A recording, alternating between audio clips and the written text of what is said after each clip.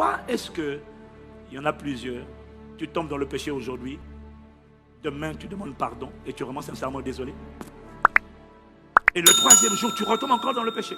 Masturbation encore, impudicité. Et puis le quatrième jour, tu dis, je suis désolé Dieu. Et puis le cinquième jour, tu tombes encore. Et le sixième, tu demandes pardon, mais tu es sincère. Et tu es sincère, et tu pries Dieu. Tu vois, tu pries Dieu. Mais la question, c'est qu'est-ce que tu vois de toi-même? Parce que c'est pas le péché, le démon, c'est pas le démon. C'est l'image que tu as de toi. Dieu m'a dit, quand tu vois quelqu'un comme ça, c'est comment il se voit qu'il faut changer. Ça veut dire que tu te vois, quand tu fermes les yeux et que tu vois toi, tu vois quelqu'un en train de lutter. Tu ne vois pas quelqu'un de libre. Non. Dans ton subconscient, l'image que tu as de toi, c'est le gars qui essaie qui est en train de noyer, de se battre pour survivre. Tu n'as pas de toi l'image de quelqu'un qui est assis, qui est triomphateur, qui est libre du péché.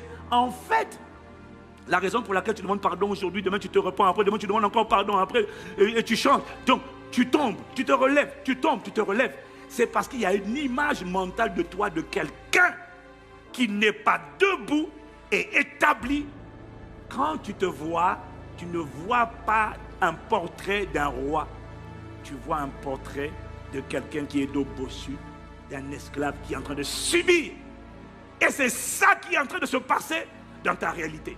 Le jour où tu es bien disposé, tu dis aujourd'hui je ne cède pas. Mais à un moment donné, tu tombes. Tu dis oh je suis vraiment désolé Seigneur, je ne voulais pas tomber. Pourquoi? Parce que le problème, ce n'est pas le démon. Le problème, c'est le portrait que tu as de toi. Si tu te voyais comme un dominateur, comme une royauté, tu ne tomberais pas comme ça. Tu dois d'abord le voir avant de le vivre.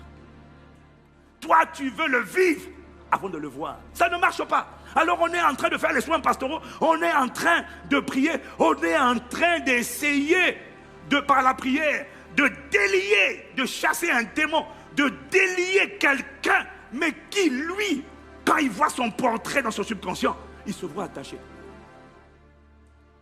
On veut détacher quelqu'un qui se voit attaché. Ça ne marchera jamais. Voilà pourquoi on prie, on crie, ça a l'air d'aller, et demain on apprend qu'il est retombé. Pourquoi? Parce qu'on n'a pas travaillé d'abord l'image qu'il a de lui-même, le portrait. Voilà pourquoi Jésus-Christ envoyait d'abord la parole. La parole, avant de chasser, de libérer les prisonniers, doit d'abord guérir un cœur brisé.